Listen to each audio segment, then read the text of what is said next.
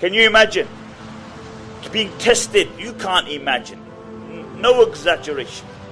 You know, a few years ago I was in Gaza, in Palestine, Gaza, and this was after the bombing, and we met a man.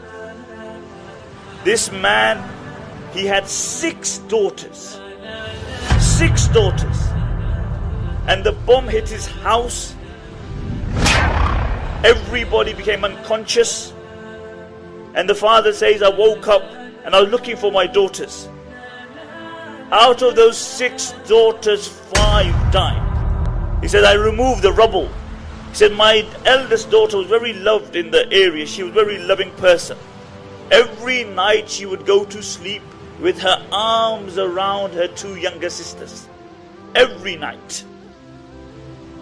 And he said, when we removed the rubble and we found their bodies, I found them in exactly the same situation. Exactly same position. She had her arms around her 2 younger sisters. And the brothers who were there began to cry. And the father who had lost the children came up, he stood up and he began to console the brothers. He said, don't cry, for they are by Allah in Jannah. For them in Jannah. You know, sometimes we look at our trials and tribulations and we think we're having it rough. We're having it tough. The truth is, if you look at other people, and this is the sunnah of the Prophet ﷺ, he said, look at those who are below you in the dunya and you will remain happy. Look how many people today in the world don't know where their next meal is coming from. Look how many people in the dunya today. I have my own nephew, my eldest brother's son. He suffers from motor neurons.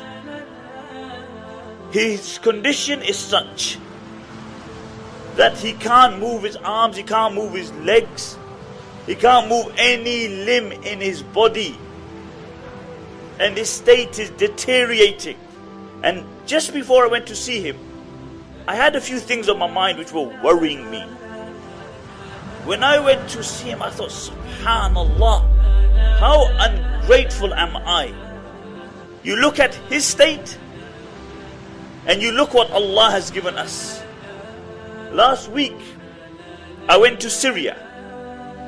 I was on the Turkish border, one day in Turkish border, and the next day I was in Syria. I went to a camp. It was freezing. It was colder than the UK. The weather temperature was minus. And I went to this camp. There are 10,000 people living in tents. Over 20% of those children I saw with my own eyes were walking around with slippers. Can you imagine? No hot water. I had to pray 1 salah there.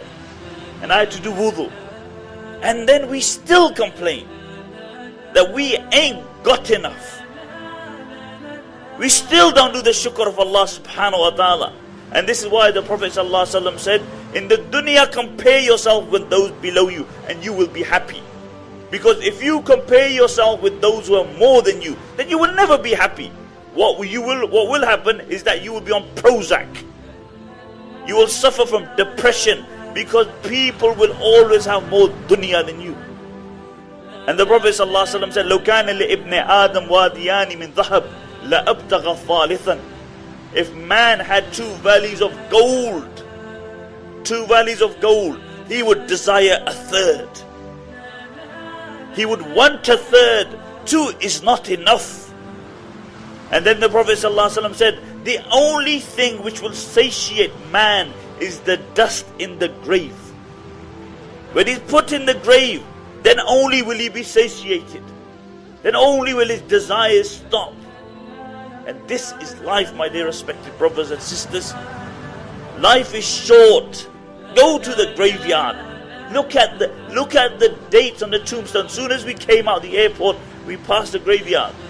Look at the dates. 1850, 1900. You realize that these people spent more time under the grave, under the ground than above it.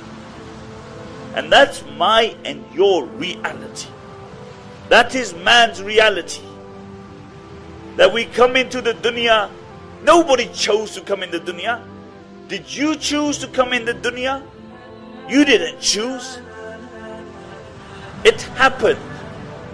And the day will come that you will leave this dunya, and you will not choose the time that you want to go. It's no visa that you apply for. My time, I want to go now to Jannah. No visa. It comes. And it comes all of a sudden. And you leave the dunya involuntarily. You came involuntarily. You leave the dunya involuntarily. So what makes you think that you have any right over the period in between? That period, Allah brought you to the dunya and Allah will take you one day.